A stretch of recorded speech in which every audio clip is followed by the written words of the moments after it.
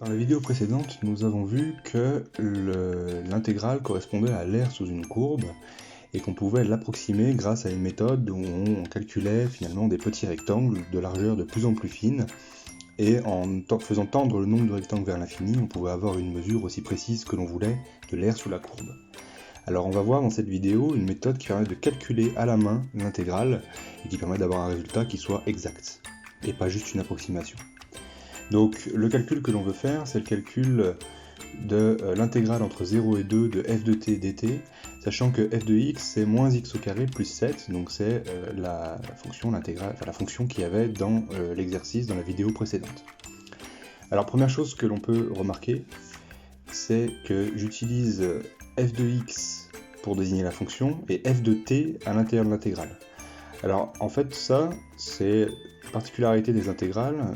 J'ai écrit f de t dt, mais j'aurais très bien pu écrire par exemple intégrale entre 0 et 2 de f de s ds, ou intégrale entre 0 et 2 de f de u du. Donc on dit que en fait on a affaire à une variable d'intégration.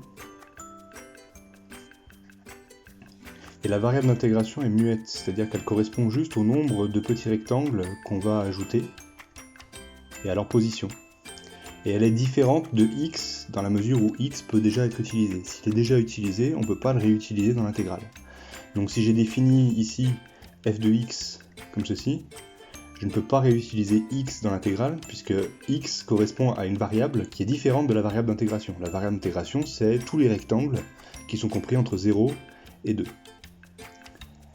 Donc, comment est-ce qu'on peut calculer cette intégrale? Alors on va utiliser une propriété qui est assez simple et qui permet de faire tous les calculs. L'intégrale entre deux nombres réels a et b d'une fonction f de t dt, c'est égal à grand F de b moins f de a, où grand F c'est une primitive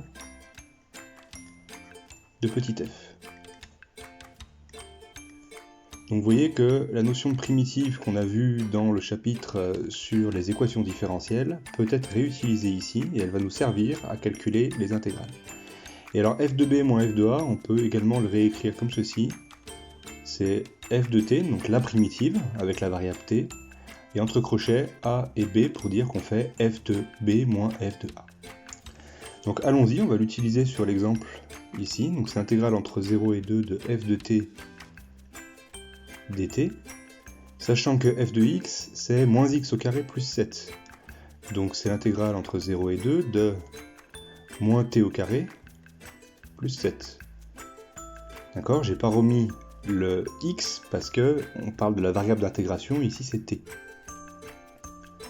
Et le dt, il est là pour décorer, il correspond à la largeur finalement des rectangles qui tendent vers 0 finalement, puisqu'on prend des rectangles de plus en plus fins. Mais il ne va pas servir dans le calcul, donc on s'en occupe pas.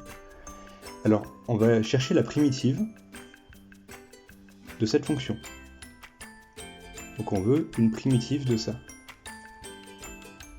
Alors la primitive, on a du t carré, donc on va avoir t3 sur 3, et je laisse le moins devant pour bien obtenir moins t carré si je dérive, plus 7, ça va devenir 7 fois t. Plus normalement une constante, on n'en aura pas besoin ici, puisqu'on fait f de b moins f de a, donc la constante se simplifie dans la différence. Donc on écrit moins t au cube sur 3, plus 7t, entre 0 et 2. Donc ça c'est notre primitive, et donc on va écrire f de b moins f de a, donc ici ça va être la primitive évaluée en 2, donc moins 2 au cube sur 3 plus 7 fois 2, donc ça correspond dans la propriété à f de 2, moins la primitive évaluée en 0, donc ça va être moins 0 au cube sur 3 plus 7 fois 0. Et donc ça correspond à f de 0. Donc si je résume, donc on a intégrale entre 0 et 2 de f de t dt,